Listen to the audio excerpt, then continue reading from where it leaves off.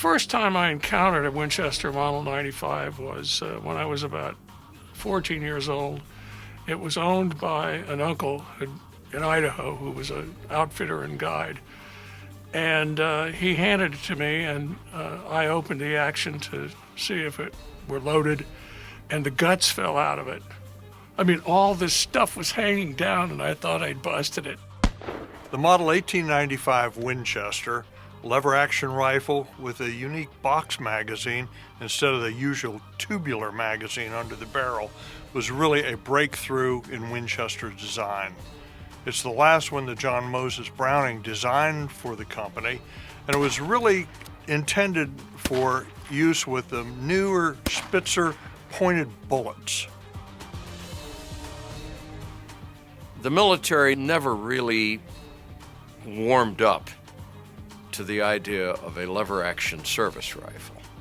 The Model 95 got one fairly modest order, and they were in caliber 30-40 Krag. Now, when the rifle came out both as a rifle and as a carbine.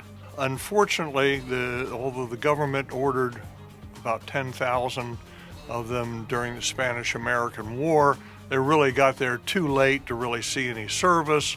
They issued out about 100 of them to a volunteer infantry unit that was fighting in the Philippine insurrection. And then when they reported back on the weapon as a combat firearm, they preferred the Krag Jorgensen. And quite frankly, for anyone who's gone inside of a lever action rifle to try and fix anything, you really appreciate the fact that with a bolt action, you can simply take the bolt out and make things work.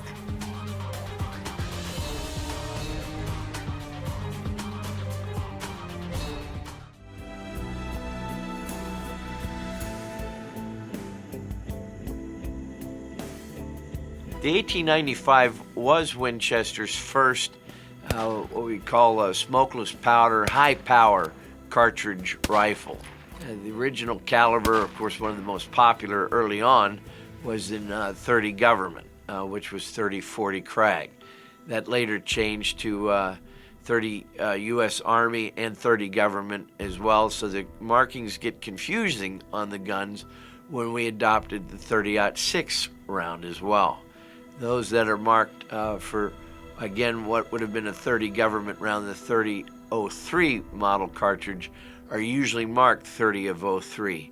But it's important to make sure that the caliber matches the cartridge that you're going to fire from the gun, because at different times, 30 Government or 30 Army meant 30-40, 30-03, or 30-06.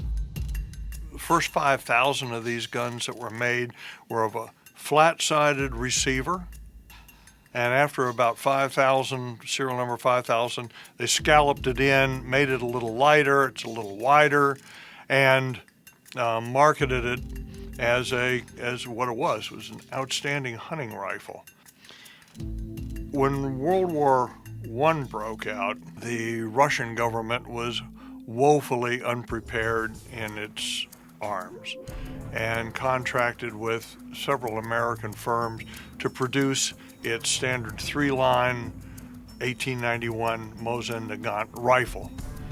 In addition, the Russians decided to adopt the Model 1895 Winchester, although this was a different one. It had, was of course set up for a bayonet and different sights and so forth, full stock, much different than your normal hunting rifle. When I was a kid, going to Ye Old Hunter, there were racks and racks of them for $35.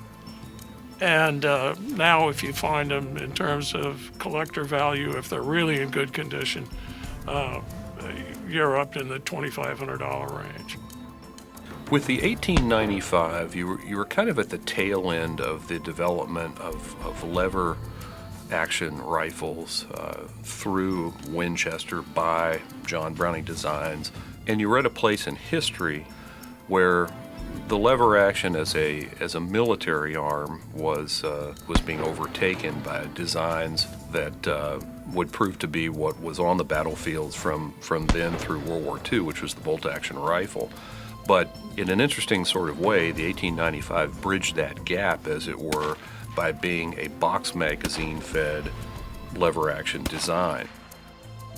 Winchester 1895 is actually a collectible gun, but not terribly expensive. You can find them at most gun shows. Anyhow, that's all the time that we have for this week. If you like this show and you're not an NRA member, you need to join right now. Go to AmericanRifleman.org. I'm Mark Keefe, and I'll see you next week right here on American Rifleman Television.